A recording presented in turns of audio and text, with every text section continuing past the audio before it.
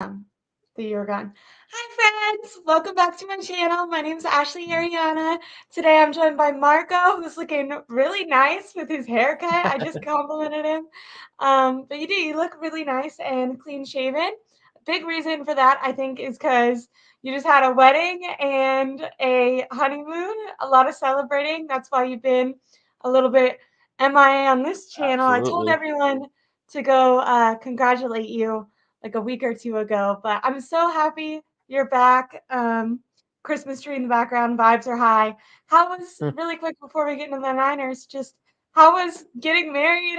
Where'd you go for your honeymoon again? How was all that? So it was awesome. So first off, appreciate you. Very nice words. It was awesome. So we got married, and then we ended up going to Jamaica. Highly recommend Jamaica if I anyone's never love. been. Vibes are Have great. you They been were before? no, that was our first time. So we are kind of like, you know what? Let's just go out to um, Jamaica. Vibes were great. Loved it out there. Appreciated everyone from Jamaica. Warm welcomes and everything. And then we came back and then our flight landed in Miami. So we're like, you know what? We should actually check to see if there's any. Well, at first, we're looking for college football games. Like, we're like, let's see if there's any college games out here.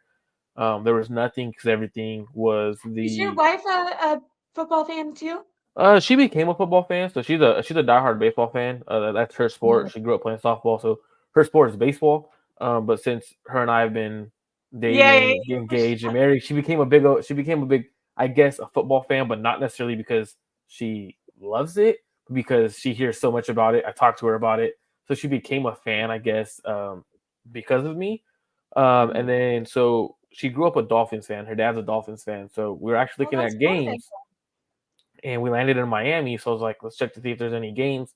Dolphins played Monday night against the Titans. So I was like, we can't go home yet. Like, let's try to, during our planning of everything, like, she was like, that'd be kind of cool if we went to a college game or something like that. And then we ended up seeing that the Dolphins played. We stayed, went to the game on Monday Oh, night against the did you get to Titans. that game? Yeah, That's a so good game it was a good too. game. Yeah, the Titans ended up winning last like I minute or know. so. Good game. Vibes were great. Like, honestly, a lot of people appreciate everyone who gave me the love and my wife the love on Twitter and in the DM. So I really appreciate that. That's so awesome. Um, that's so much fun. It's cool that you went to that game because I thought prior to the game, I was like, oh, Dolphins will win easy. And it ended up being a really good, like, until the very end, right? Yeah, it was. Game? So it was crazy because the Dolphins, their defense was dominating majority of the game. Like, they Yeah. were up. I want to say 2 touchdowns. Something learned about Miami. I guess when it hits 60 degrees, it becomes freezing. I guess that's from what the fans in Miami told us. And we're like, what? Freezing? Like, looking at the weather from where we're from, it was like 47 at the time of the game. We're like, this ain't freezing. This feels great. Like, this is great weather. I guess so. They were up 14. A lot of fans started to leave because it was too cold. They left. They missed a comeback. They were probably happy they missed a comeback because Yeah, they they were would have like, been pissed. So it was cool. I enjoyed Miami. Enjoyed Jamaica. Fun vibes. Haven't been recording or was anything. So Jamaica first, warm? Was Jamaica Jamaica warm was again? very warm. So it was actually very warm and humid. But there was two of the days, like later at night, like after we were able to get out and do everything, it started pouring rain. So like it was pretty cool to see like the tropical like storm from them, Yeah, like yeah, super windy, super rainy. So like that was kind of cool because it was at night, so it wasn't like during the day. So that was cool. Jamaica was cool to definitely recommend it to people. Um, Definitely Jamaica's known for what Jamaica is, and that's what's up. I absolutely love that. And then did you get married in where in your hometown? So we actually got married over there. It's close to Fresno, the Fresno area. There was a Okay. vineyard, so we got married at a vineyard. We had the reception outside. Everyone went back The inside Central after. Coast has beautiful vineyards. I lived in San Luis Obispo for like 6 years, so Yeah, I love so that area. it was a nice little vineyard. It was cool, fun vibes, great day. Congratulations, dude, Yeah, that's it so was dope. awesome. You're doing great. Okay, and much like you doing great, look at this transition. 49ers are also killing it. I know before you left, you talked about not being sure how you were going to be able to watch the games. Did you watch the last couple games? I know you Yeah, did because I follow you on Twitter, but I was able to watch the majority of the Eagles game. Um, Started driving, and then in like the third quarter, so it was already an ass whooping at that point. But third quarter.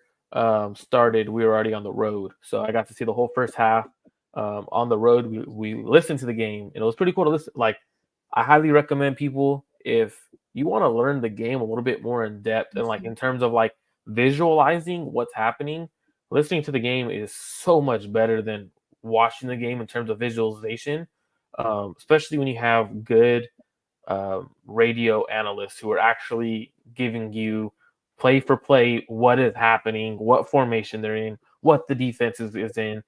Phenomenal way to like visualize a game. So I got to watch that one out there. While I was in Miami, we ended up going to watch the was it Seattle game? I believe it was Seattle game. Seattle after Philly. Yeah, yeah, yeah. Just So we happened.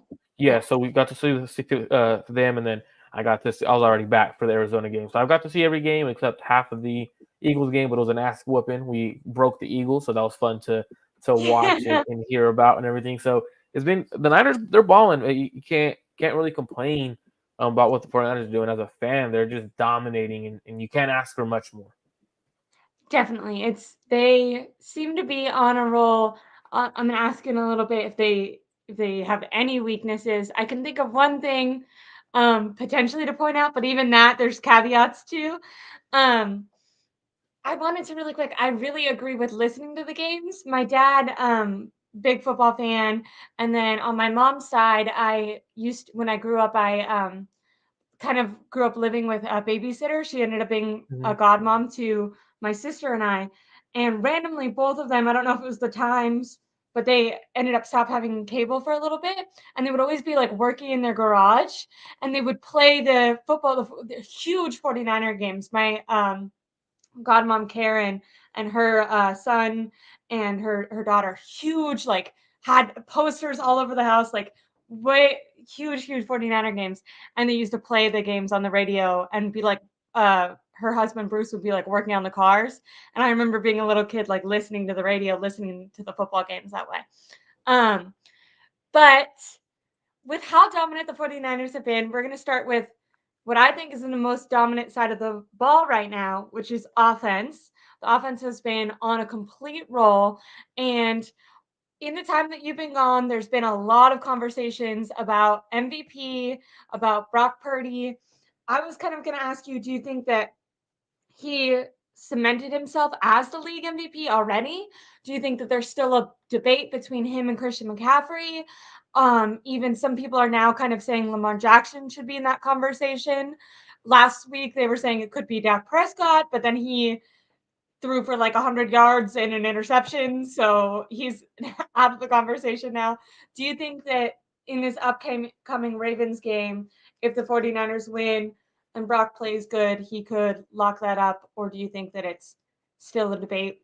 As an outsider, kind of coming back in and looking, at how the 49ers have been playing, how do you feel about that MVP conversation surrounding Brock Purdy and the rest of the team in the league? Absolutely. So I'm known as a Brock hater because I criticize Brock, right? Like I don't think any player is perfect, and I think every player deserves criticism at some point in time. Now I don't think Brock is the best quarterback in the league, so I get knocked as the Brock hater, right? It doesn't mean Brock's not playing good football. Now, what it also doesn't mean is Brock isn't being elevated by his talent around him, which is true. But Brock is also elevating the talent around him. So both could be true at the same time. Like right now, what we're looking at from the 49ers perspective is one, they have a quarterback who is making the right reads and making the right decisions, making the right throws, and he is making throws that are open. That's true. You're watching the game, you see how open players are. It's not like we're looking at him like, whoa, that was a tight window. Now he is making some of those tight window throws that I've been wanting to see, and why I've been kind of holding off on pumping the brakes on terms of Brock is elite and stuff like that. He's reaching that echelon of quarterbacks in terms of what he is doing and making tight window throws, the deep shot that he's starting to hit. The offense is clicking. Now, there's a difference between most valuable player and the best player at that position, right? I don't Yeah. think he's the most valuable player on the 49ers. I don't. Now, I'm not saying that as a knock on Brock, because I know a lot of people will be like, yeah, here comes the Brock hater again. Marco just all he does is hate on Brock Purdy. Not what I'm saying, right? If you take away other players on the 49ers, right? For example, if we take away Nick Bosa, it changes our team more than Brock probably. Our defense is what if our defense is giving up. Remember those 3 games, those 3 stretches, those 3 games, right? We were Yeah. missing talent. We were missing Yeah. defense.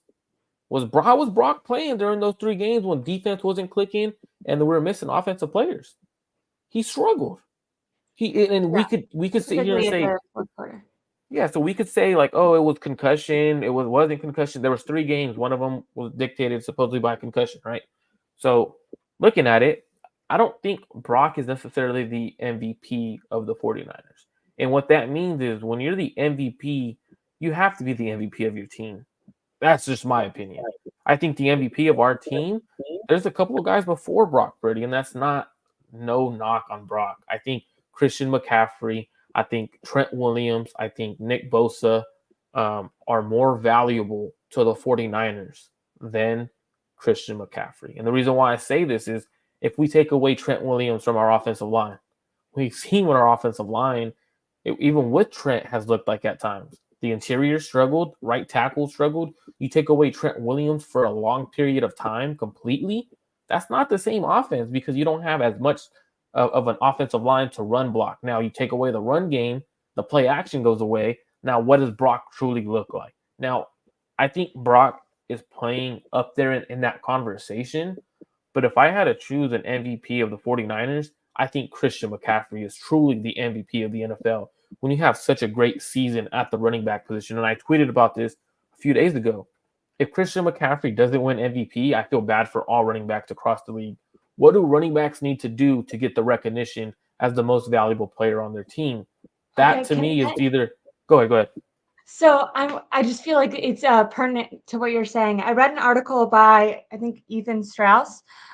He normally talks about basketball, but I saw an article get retweeted of his, and I read it, and he kind of talked about like I feel like the MVP conversation is such an interesting discussion because what you're doing right now is you're talking about the player one that maybe is the best player on the 49 like on their individual team, who's the best player on their individual team.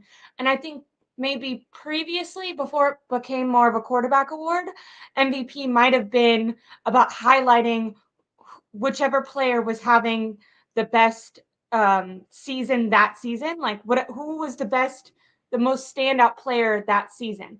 And I think the conversation on MVP kind of has changed from what player is having the most dominant season to literally who is the most valuable player, like taking that MVP like very very literally. And so when you're talking about value, I think there's no way that it doesn't go to a quarterback because a quarterback is always going to be more valuable than a running back. And that's kind of what you're saying is like at their positions right now, respectively, Brock Purdy's probably not the. I think we can even say Patrick Mahomes is the best quarterback in the NFL right By now. far, yeah, it's Brock not close. Purdy is not.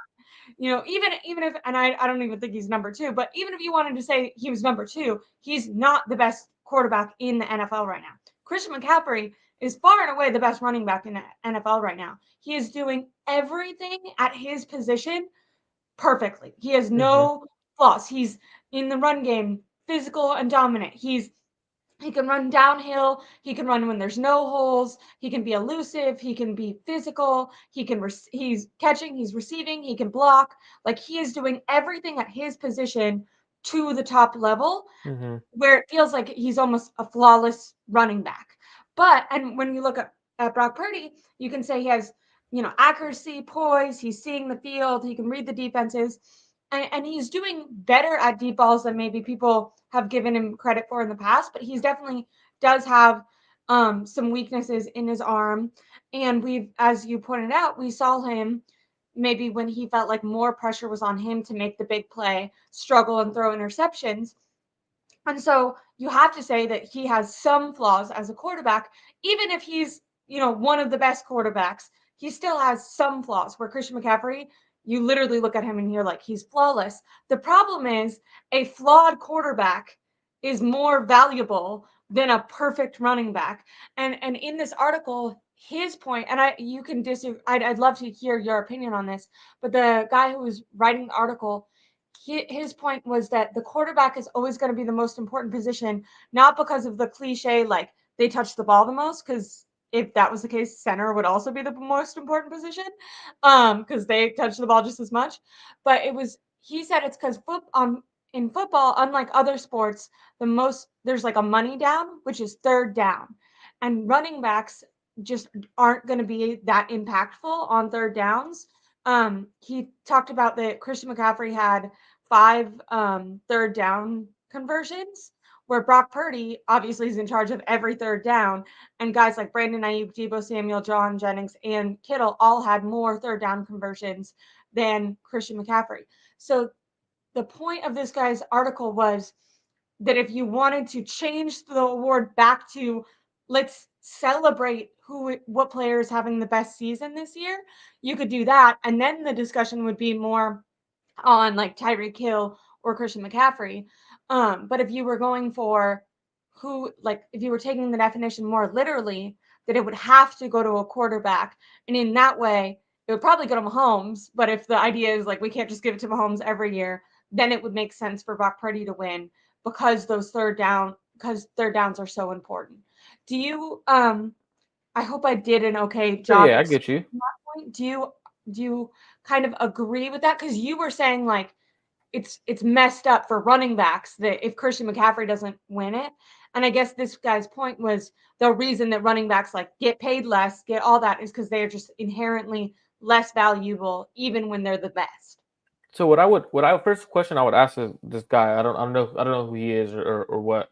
I did see the article you sent me. I believe his name was Ethan Strauss. Don't know him. Don't never seen anything he does. But the first question I would ask him is how many of those third down conversions by guys like Jawan Jennings, Brandon Ayuk, Deebo Samuel, George Kittle that Brock Purdy threw to, how many of those times was Christian McCaffrey on the field motioning out when they Yeah, do a lot of I things? like How many that. times was he running routes in these situations? Because a lot of times what happens is people don't realize the gravitational pull that Christian McCaffrey has when he motions out and he does his little shift. You know how Kyle has him where he's facing the line of scrimmage and he's shifting slowly and the ball snapped at the same time.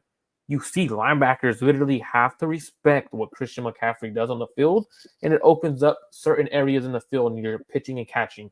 Now, that's where I would ask him, how many times did you document or how many times did you chart a play for that? Because just Yeah. because a player is not receiving the ball in certain situations does not mean he's not creating for other players. For example, basketball, because I know that guy does basketball. He talked a little Yeah. bit about NBA, right? If you were to go and ask about Steph Curry could score 10 points one night. Klay Thompson goes off for 35, 40 points.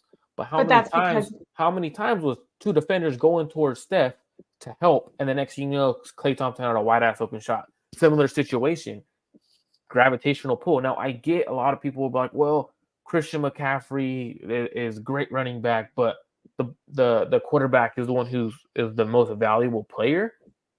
I don't know about that. I really don't. I think if we're gonna make the most MVP award in terms of most valuable player, let's actually make it about the most valuable player. And if we're gonna give it to quarterbacks every year, why the hell do we have a most valuable player award? Why don't you put most valuable quarterback award? Because at this point, it becomes a quarterback driven award, and you're really truly not giving it to the most valuable player in the NFL. Tyreek Hill, for example, the guy mentions Tyreek Hill should be up there in the top 3 in terms of MVP caliber players because of what he's doing for that offense.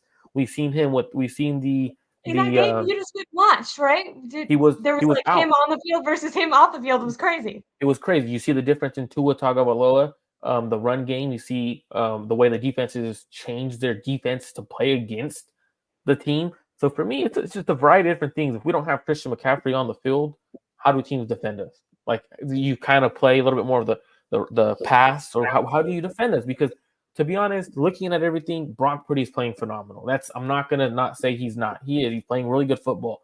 Very efficient football is what he's doing. But in my opinion, I would lean towards Christian McCaffrey because Christian McCaffrey brings so much to the team in terms of the run game. He opens up the pass during the play action. teams have to respect the run game whenever Christian McCaffrey's on the field, and even when he motions out, teams have to respect Christian McCaffrey. You could say, and I see Niner Bang talking about J.P. Mason also gets good run yards.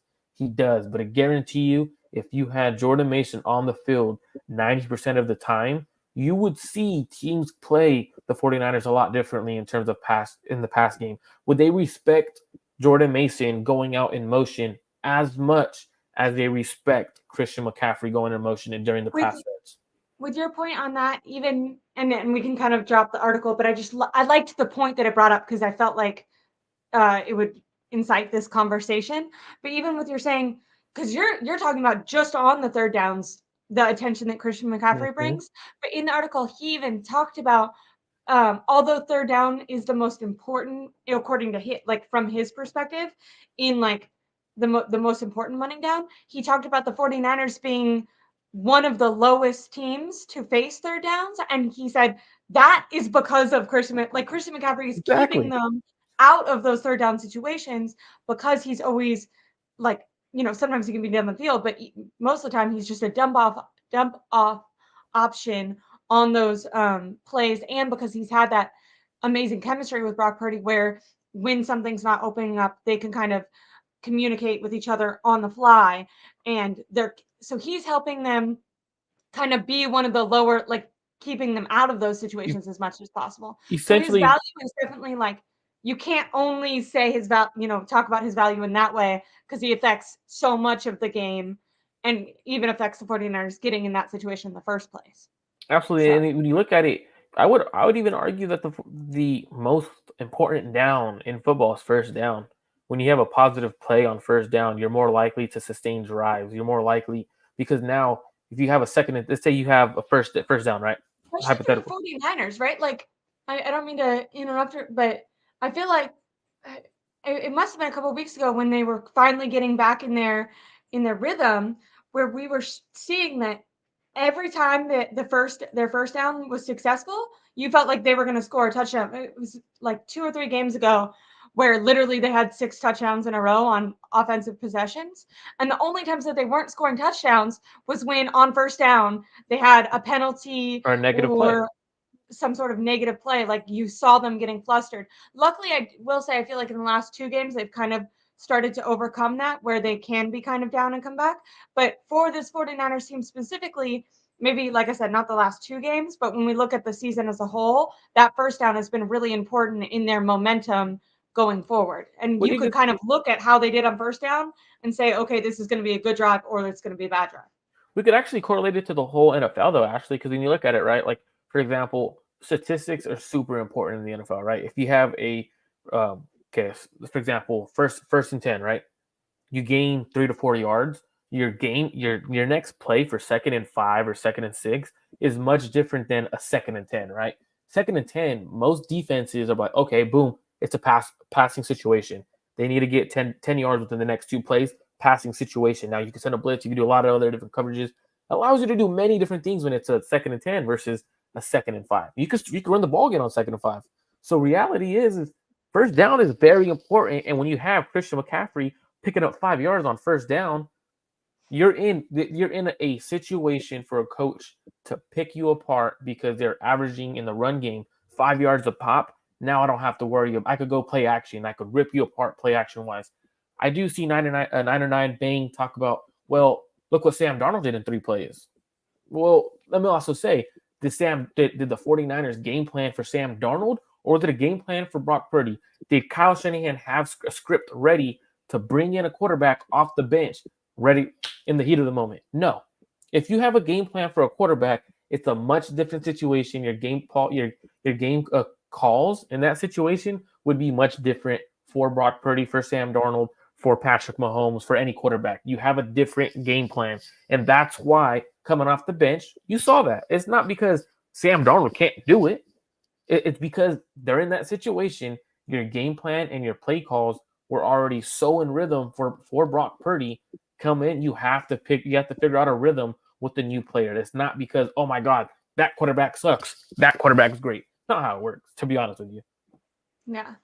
Um, we'll move past this a little bit. I do want to say, like, um, this is my dad, but he said no. Brock Purdy didn't do anything in those 3 games he lost. Dad, yes, he did. I do. I mean, I think aside from the Browns game, he actually played fairly well in the majority of those games up until the final quarter. Which obviously, if you're grading, I think you and I talked about this. It's like the end of a math test. You give more points to the word problems at the end versus um, throughout the whole test. But I mean, I don't. And even in that article, he said this is kind of what sucks about the transition from the MVP award being celebrating a player in the league that's having the best season to this, because now it's like, even though it creates for fun Mm-hmm. discussions, it kind of like you almost have to put down a different player in order to highlight. You have to say like, well, Brock Purdy actually isn't that responsible for wins in order to make the case that Christian McCaffrey is, instead of just being like, hey, Tyreek Hill is having literally a historic season. You know what I mean? Yeah.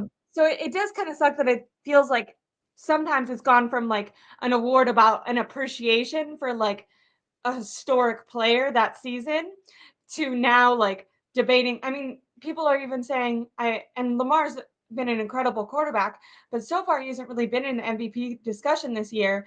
And all of a sudden, since Dak Prescott really isn't in the running, people are saying, okay, well, if Lamar, like, it feels so week to week now that it's more of a quarterback award, because now it feels like, okay, well, if Lamar beats the 49ers, then he'll probably be the MVP. So yeah, So if you look at it, if you because what happens is that when you make it a quarterback award, right, is essentially you have extreme recency bias, right? So like for example, whatever happens from here on out, every other game doesn't matter for a lot of people. Like, well, I don't care. We're at the end of the season. You're a playoff team. You got to be beating these playoff teams or these really good defenses. If not, if you could throw 25 touchdowns before this, if you throw 2 touchdowns the remaining of the season and you're in the top 5 category in terms of touchdowns, voters aren't going to care. They're going to remember the last 5 games of the season, and that's the most important thing. I know we have other topics to get to, so I'll let you go ahead and roll into the next ones because we can sit here and talk about the MVP I know. conversation all day. People in the comments are heated, and I will say I'm not saying I agree or disagree, but I think I think the point of the article and the reason it's become and it becoming a quarterback award, I have no problem with debating that it shouldn't be taken so literally and that it should just be about which player is having the best season. But I do think if it's literally most valuable, then first of all, Purdy would win no matter what because you take in consideration his salary. But if you're not taking in consideration his salary, I think it would just go to a quarterback, and then I think it would go to Mahomes. And I think the point of what Bang Bang Niner Gang is saying right here is that without Christian McCaffrey, potentially they would, he might add 1 to 3 wins a season, where if you take out the quarterback and put in a backup replacement quarterback, Purdy might be adding in 4 to 5 games. So But if we did that conversation though, then right because like he does talk about the NFC Championship game, right? yeah, What quarterback in the NFL are you going to sign 2 weeks? 2 weeks. I believe that's what Josh Johnson was. 2 to 3 weeks to go win you a Super Bowl. Not going to happen, right? Never. That's not going to happen. But if you take away, if we're talking about quarterbacks and wins, right? Let's go take away Patrick Mahomes from the Kansas City Chiefs, right? They don't have great receivers. They have Travis Kelce's been double covered most of the season, bracketed, whatever. Take away him, that team's not a playoff team. That team probably wins 2 games with a great defense. They're the same thing as the Jets, playing different quarterback carousel, great defense, a good run game, shitty team. yeah, I agree. I mean, I think, like I said, my conclusion is that if you're taking it the most literally, that it would have to be a quarterback, and that it would be Patrick. Like, I think everyone who's a football fan and like pretty, pays attention could just go, who's the best quarterback in the NFL? Like, what is the most valuable position in the NFL out of all positions? Quarterback. Okay, who is the best quarterback in the NFL? Patrick Mahomes.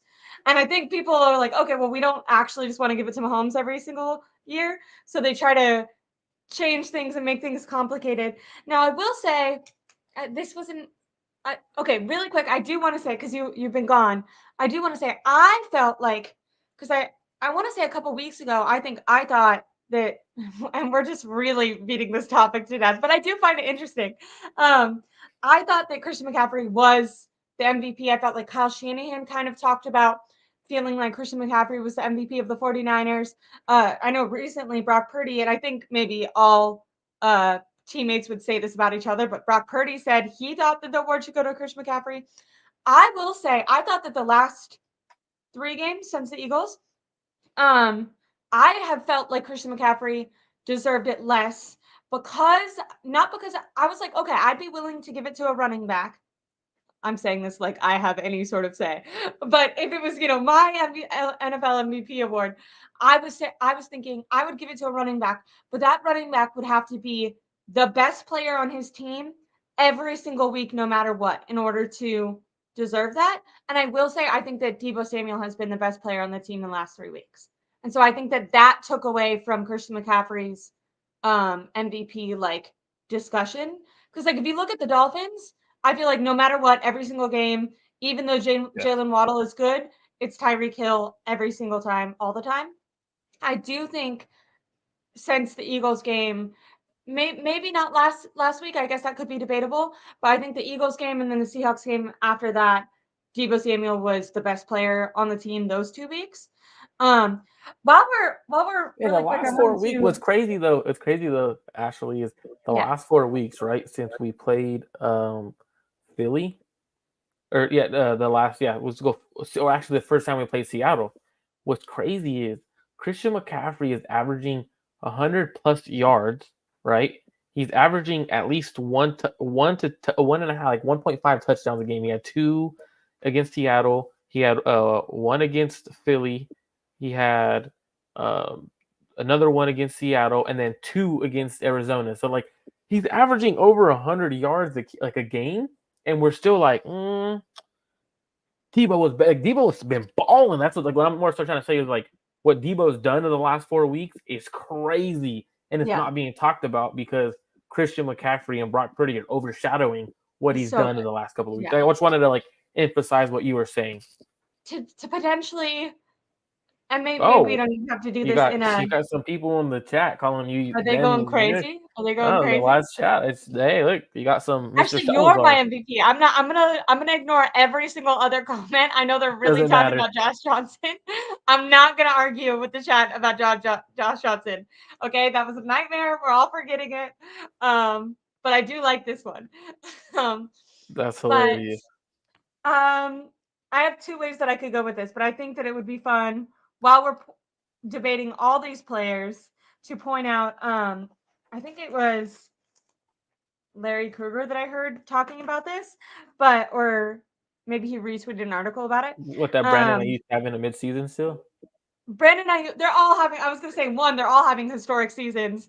Something like Debo, Brandon Ayuk, Christian McCaffrey, like they're all going to potentially have 1,000-yard seasons, and that could be something to take away from Brock Purdy because it's like that's incredible. But I'm not even going to go there. I'm going to go. Did you know with Deebo Samuel, Christian McCaffrey, and Brock Purdy on the field, the Niners are 18-0. They average 35 points a game, and in those games, Brock Purdy has 40 touchdowns and 4 picks.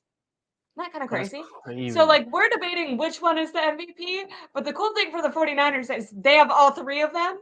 And when all 3 of them are healthy and in the game, I imagine I'd love to see, I bet Trent Williams is also in there, in all those games.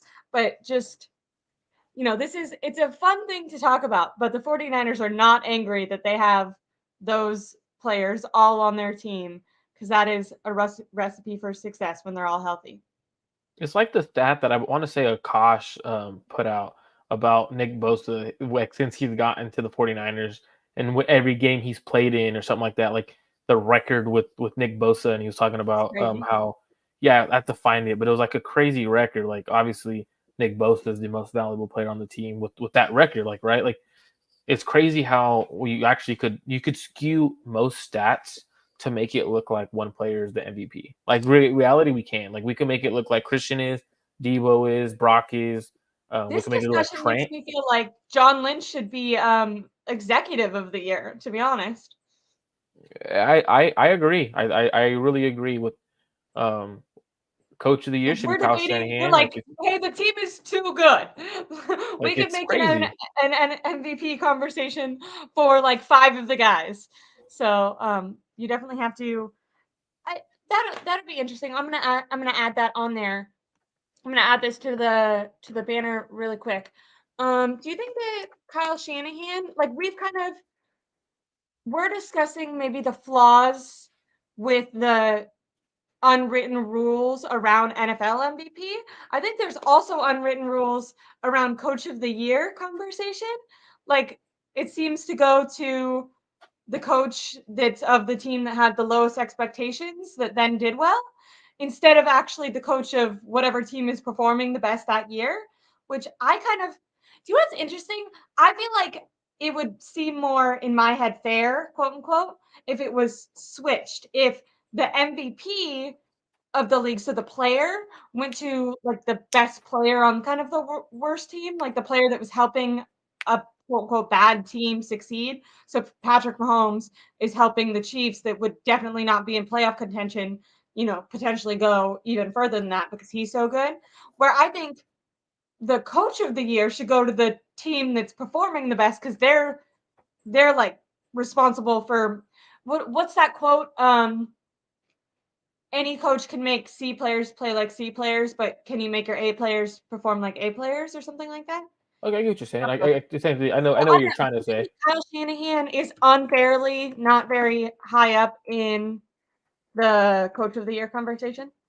I think your dad has a great comment in the comment talking about how Christian McCaffrey broke records in the NFL, tied a record for the most consecutive touchdowns.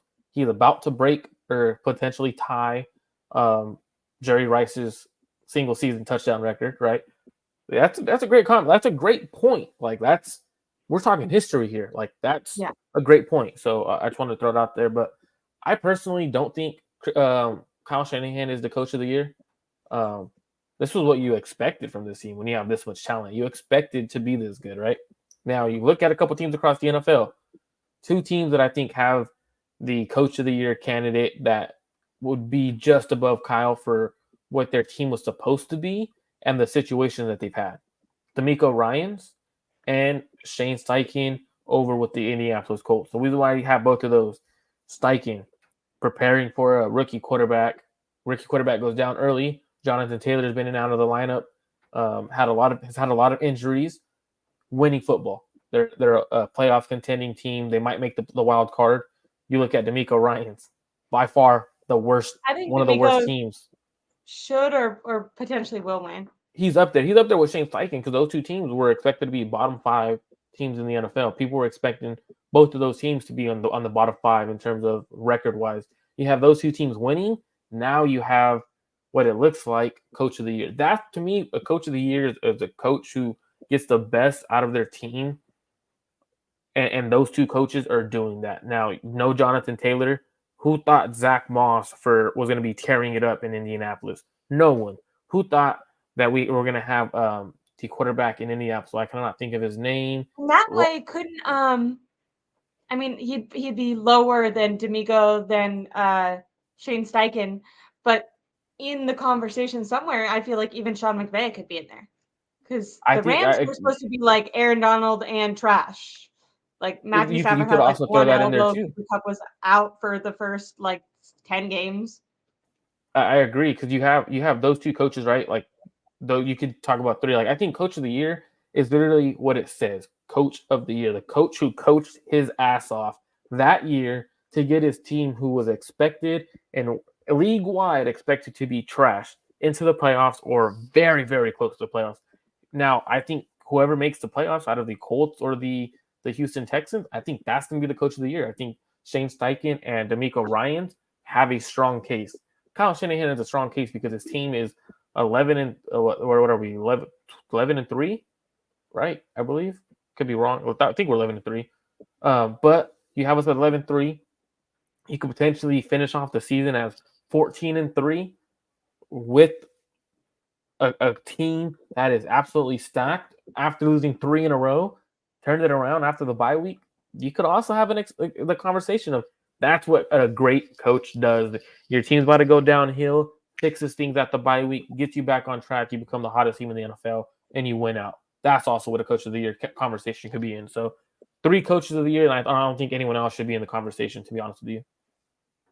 I like that a lot. I like that a lot. Yeah, I just thought that was an interesting conversation. I just think that it's all of these awards are kind of I love talking about the unwritten rules that everyone seems to like know. And you're just kind of like, how did this even come up? Now, we've talked a lot about how incredible this 49ers team is. We went off on their offense. You did mention one defensive player, which was Nick Bosa. I will say, I think the 49ers have very limited things that could prevent them from winning a Super Bowl. But if there was one problem, it might be their run defense, specifically right now with the injuries that they have. And we'll give like a final injury update at the end of the show in one moment. But do you think that before you go, do you think that the run defense will be able to shore up when Hargrave and my brain just blanked. Arik Armstead? Yep, there we go. Eric Armstead. Come back. Are you worried about their run defense against the Ravens? Potentially in the Super Bowl if you face a Josh Allen or Patrick Mahomes? Or do you think that they'll be able to tidy that up? I think the way things go, right, in terms of run game, when you're losing Javon Hargrave, you're losing Arik Armstead, you're losing. To be honest, Armstead is one of the best run defenders and defensive tackles in the NFL. He doesn't get credit because he doesn't put up the crazy stats that other people do.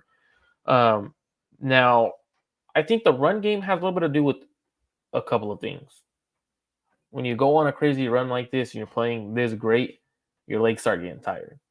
Yeah. Are the Niners starting to get tired?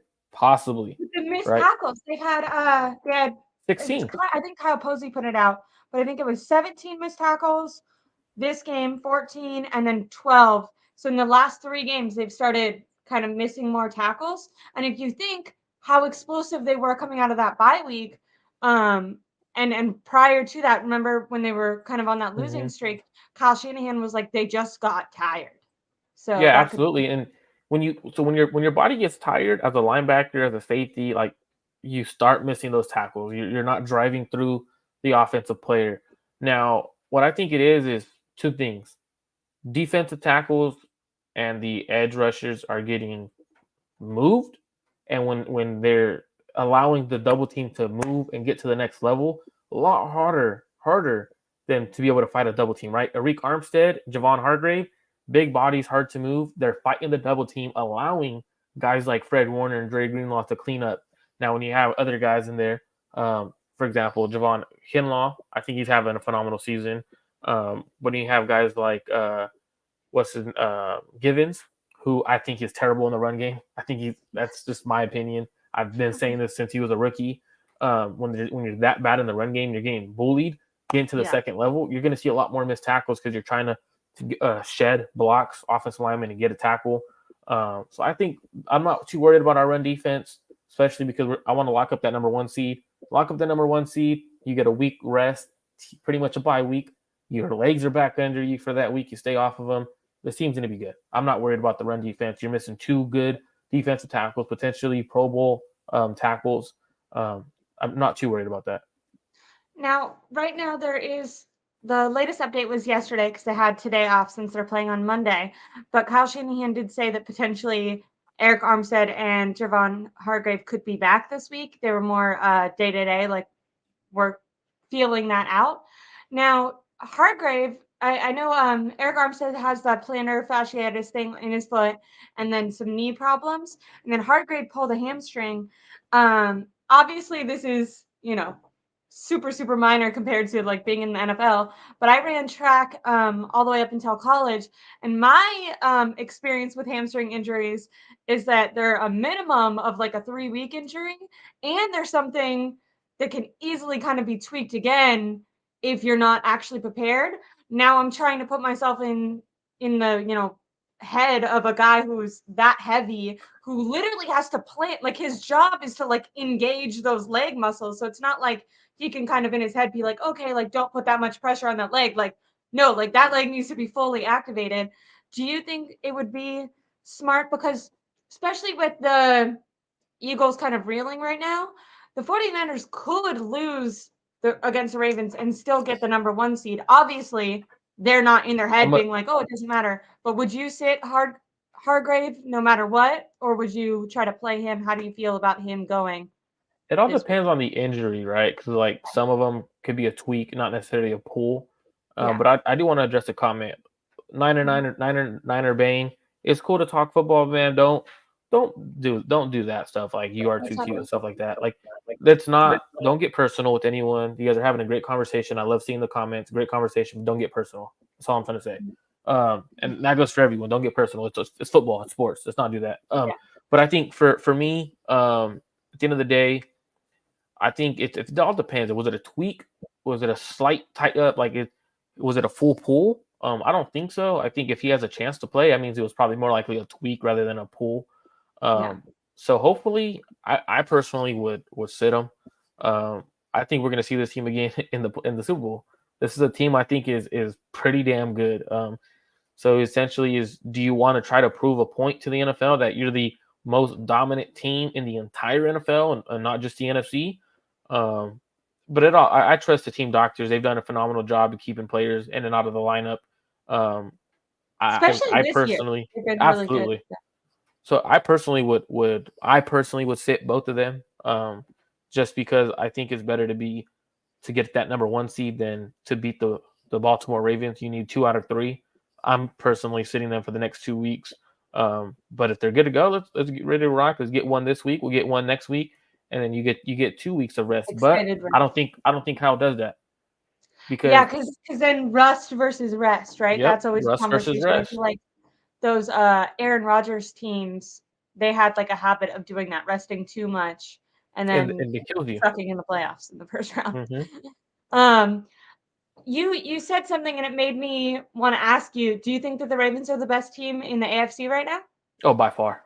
That defense is stacked. That team is well coached. John Harbaugh I over feel there like is they don't get the hype they deserve. they Like don't they it's not that they're like I don't think negatively about them, but just like when I think of the Chiefs, when I think of the Dolphins, like those names are said way more than the Ravens. I feel like. and what the reason is because the Chiefs are up there and they're one of the teams that gets talked about a lot because of Patrick Mahomes and Andy Reid, right? People don't Yeah. give Lamar Jackson the credit he deserves as a passer. They consider him a running quarterback. Now, when you look at what the His passing Baltimore, has gotten way better in recent years too, he's right? been Like I feel like that's such a tired narrative on him. I heard someone saying that they didn't like him as a quarterback, like his skill. Someone said like true, he's not a good true quarterback. I never liked that stuff. I felt like people used to say that with Debo, not a good true wide receiver. If they play the position and they're playing at the top of that position, they're a good whatever that position is. I don't care if it's true or not true. But when you are saying true, Lamar Jackson is incredibly smart, sees the field very well, and is a good passer. So I do think that that narrative is, with Brock Purdy, we kind of talk about his draft status maybe being like a reason he doesn't get as much credit. I wonder if part of that also affects Lamar Jackson. He had, a really big like he's just a running back type of narrative, and I feel like he's really proven that that's not true. Literally been a unanimous MVP and still has to deal with that discussion. I mean, people Obviously also forget been great.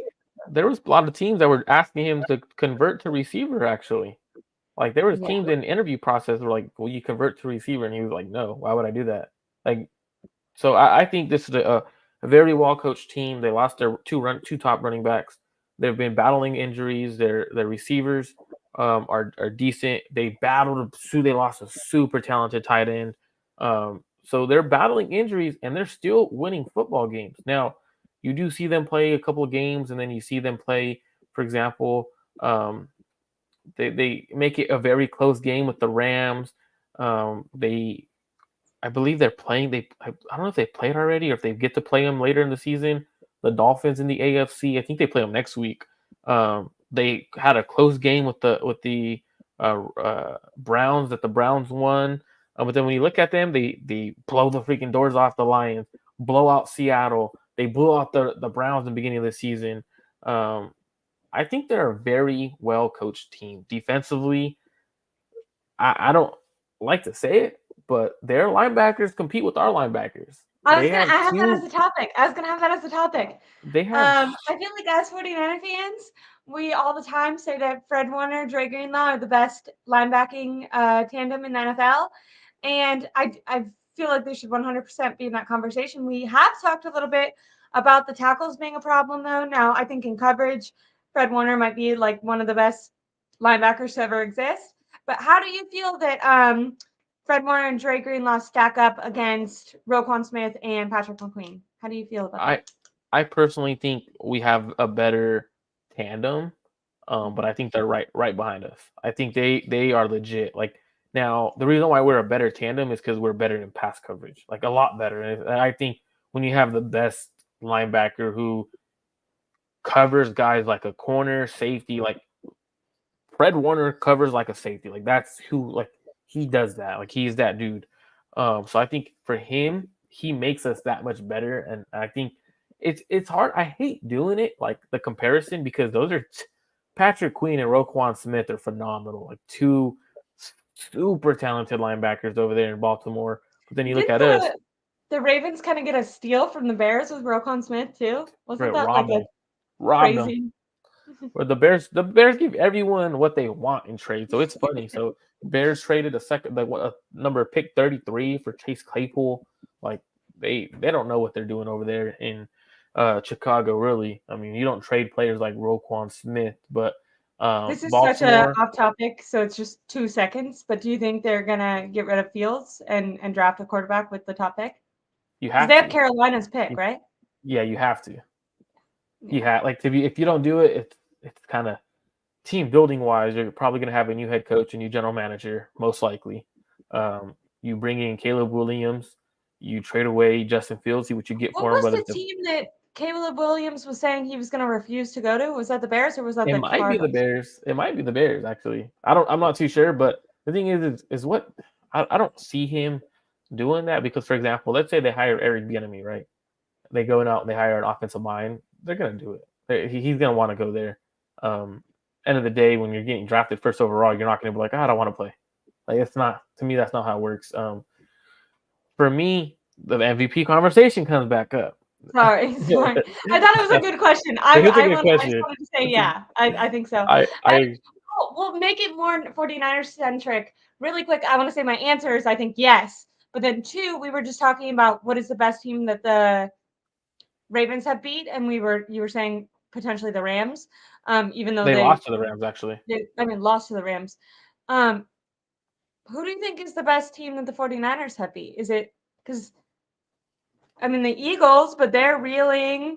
Um, I personally think the best team we beaten was Dallas, but even then, Dallas. Dallas isn't bad. Like to be honest, like like I was talking to a Dallas fan yesterday, my uncle, and we were talking about it, and he was like, "Look, there's levels to the NFL. You guys are 2 levels ahead of Dallas and Philly, and Dallas and Philly are the next tier with the Lions, I guess. But outside of that, like you really look at the 49ers, we beat in Jacksonville, we beat in Dallas, we beat in Philly. I personally think Dallas beats Jacksonville. I think they from what I do they too. have, they beat Jacksonville. Now that's also playing the what if they played each other game, and I'm not too sure. I Yeah. think when you look at the rosters all the way around, I think Dallas Cowboys have a much better roster than Jacksonville. Their quarterbacks are about fairly even. Receiver, I would go to Dallas.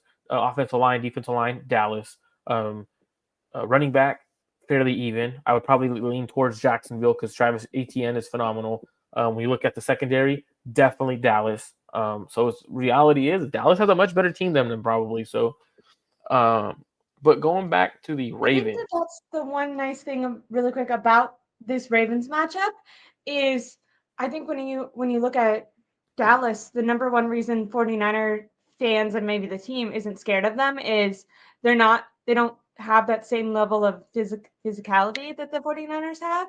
I feel like the Ravens, they're going to be like the Cardinals who stuck with the run. The Ravens are going to stick with the run, and the Cardinals ran all over the 49ers. The only problem is they didn't have a defense. And yeah, that's pretty much the only problem is the Cardinals didn't have a defense. I mean, they scored 29, which isn't bad, just by sticking with the run. And most teams haven't stuck with the run because they're down so much. The 49ers get up so much. The Ravens can actually stick with the run, and then they also have a formidable defense. Like, I think that this game could be, a lot closer. I don't think it's a guaranteed win for the 49ers. I think this is, if you were going to build a team that could compete with the 49ers, I think this Ravens team is one of them. Yeah, What kind of game do you think this is?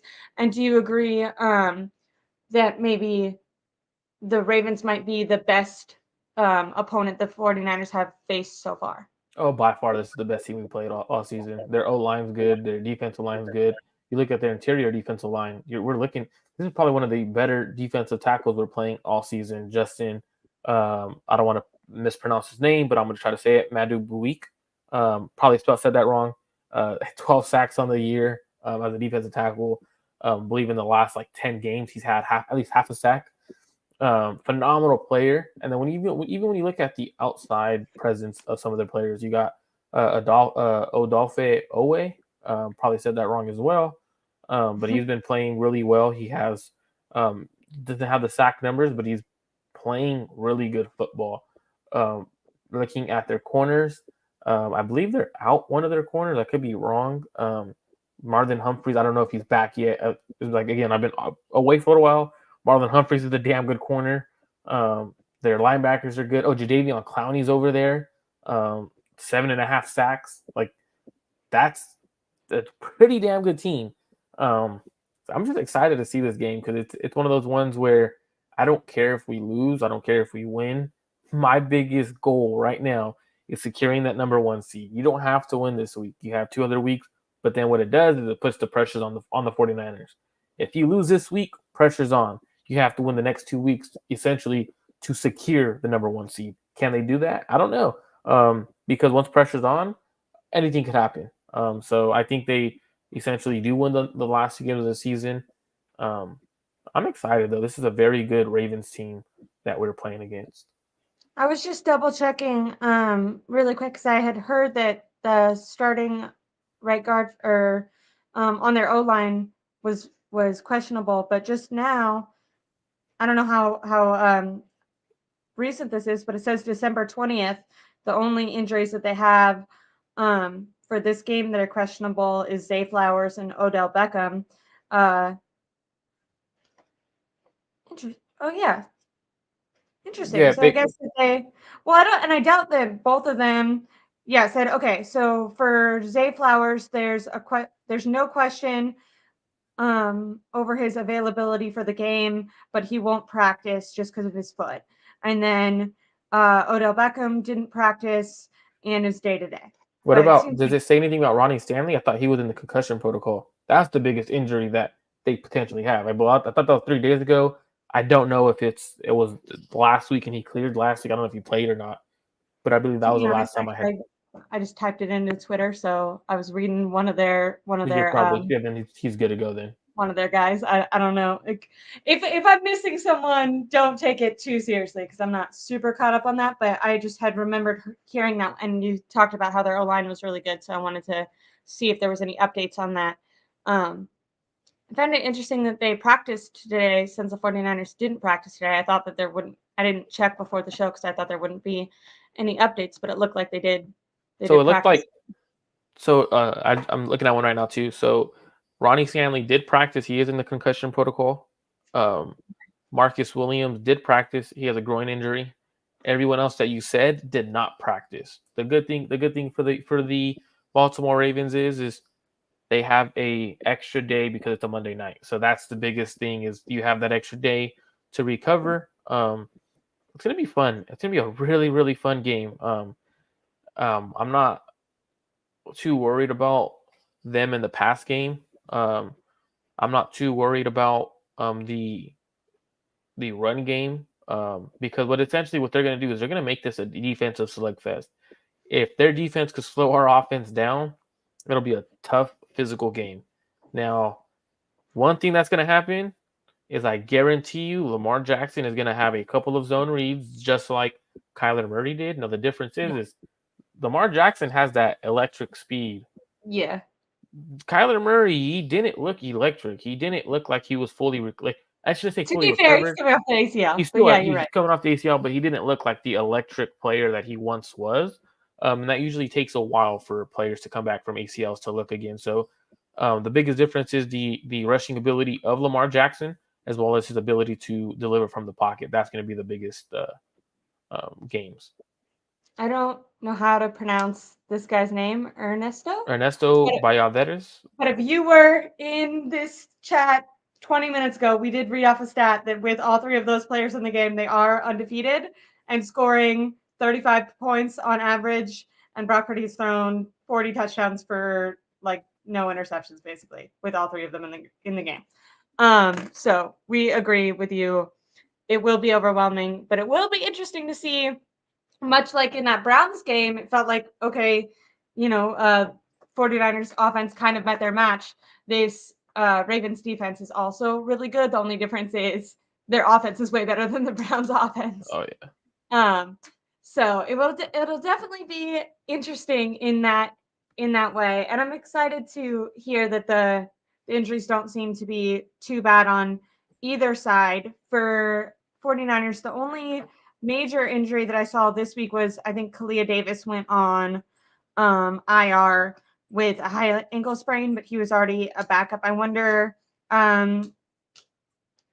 Lombardi said that T.Y. McGill or Spencer Waggy are two practice squad options that could come up for him. And yeah, like we already talked about, the updates for Javon Hargrave and Eric Armstead are going to be given tomorrow. But both Marco and I kind of agreed, if possible, we would potentially sit them. I think it'll be challenging, but I do think that they could beat the Ravens without them. And I think what's most important isn't beating the Ravens in the regular season, but is having those two guys healthy for the playoffs. Because if Hargrave came back and we won against the Ravens, but he tweaked his hamstring more, it would not be worth it.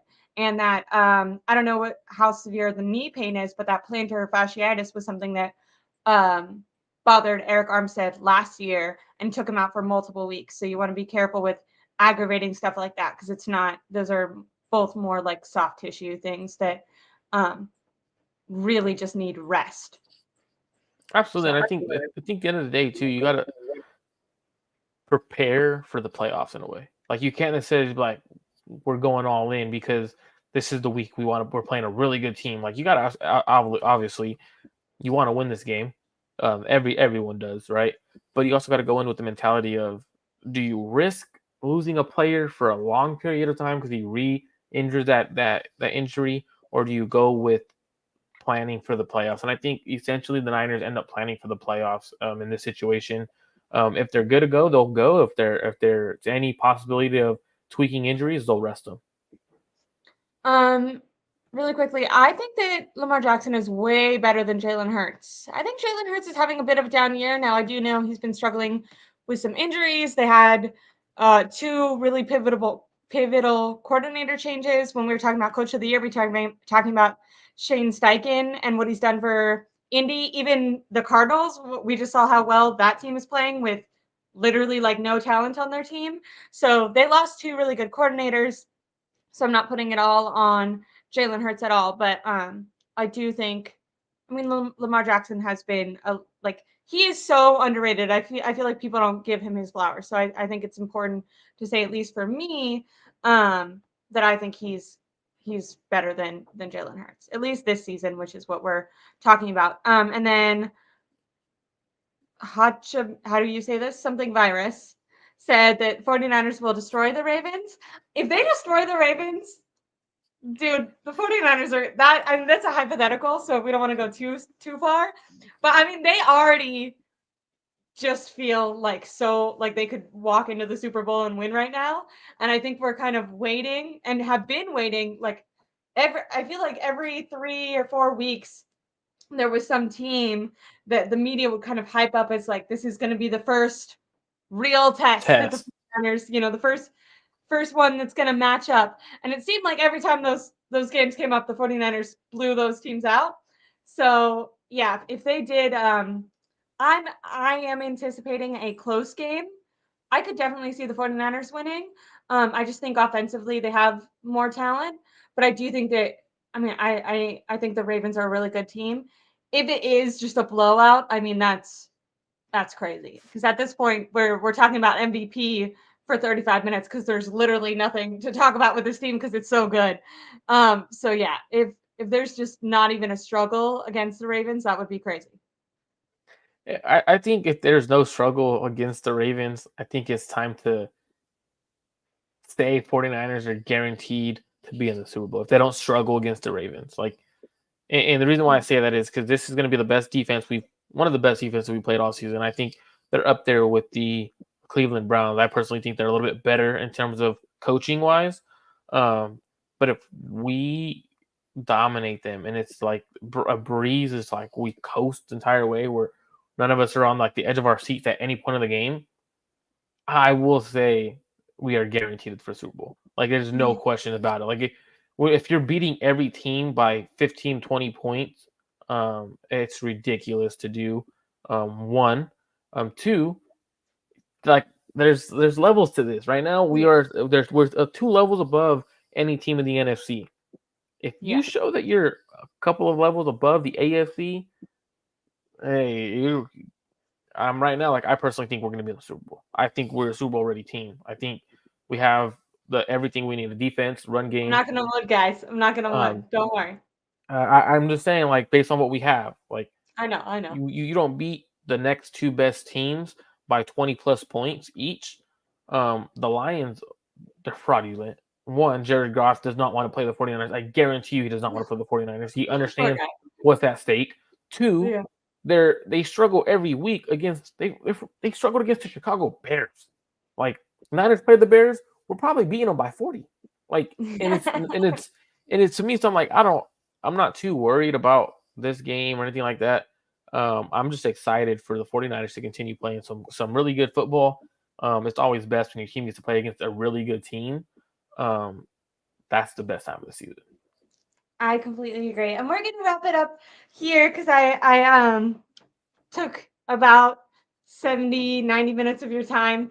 I so appreciate it. I missed having you on. I think the whole chat has been going all day. They missed you. I'm so glad that in the time that you were gone, you're having such a good time. I'm excited to talk to you after this Ravens game after Christmas. I hope they win because it's Christmas, so that's gonna affect a lot of people's moods. It's definitely gonna be a My great game. favorite It was a good game to put on. Like people are gonna be interested. my favorite comment of any person or any YouTube that I got to see was, I don't know if you got to see Jesse's son, right? That Jesse interviewed his son, who's a Ravens fan, Yeah. and he asked him, like, his name was Maddox. He goes, Maddox, so what are you more excited about? Santa bringing you gifts or the 49ers and Ravens game? And his answer, phenomenal. He goes, the 49ers Ravens game. I was like, oh, if you get the There you chance, make sure you guys go watch that. Phenomenal. Maddox knows his go. ball. He's talking about like the actual like football, talking about players, stuff like that. It was a quick little 10-minute interview he did with him. It was cool to I see love that. because he's a Ravens fan. Obviously, Jesse's a Yeah, big I Niners fan. remember hearing that Lamar was his favorite player. So that's Yeah. super cute. Everyone should definitely go watch that. Jesse has been super kind to me. When I first created this channel, I reached out to a couple people and he was someone who like told me about like Canva, which is just how you Mm-hmm. make thumbnails and stuff. But yeah, that's really cool. So everyone go check that out. Everyone like and subscribe to my channel. I'll have a live stream tomorrow. I'm gonna cut up this video and have videos for you guys all week long. And I'm really excited. I think Steph and I we didn't do our show on Monday because she was traveling, and so I had Jose, who I normally have on Tuesday on Monday. But Can't Steph and I stand had that switched guy. up. We're gonna preview the Ravens game on Sunday. So there's gonna be Next time you lots have of Jose on, tell him I can't stand him. I'm just fun. messing with you. He's a I'm good gonna friend of mine. He's a We're good gonna friend of set up mine. a boxing match between Jose and Marco. That's also gonna be on this channel, so you make sure to like and subscribe to that. I hope that everyone has a really good holiday. I'm sure I'll talk about it more because I'll definitely do some live streams before that. But Absolutely. make sure to drink water, get outside, do all that, enjoy your family time. Everyone like and subscribe to Marco. Our social media is going to be in the description of this video, so you guys can follow him there. I know occasionally he puts out articles and stuff too. So make sure to like and subscribe to our YouTube channels and everywhere else. And yeah, join me tomorrow. And I hope you guys have a really good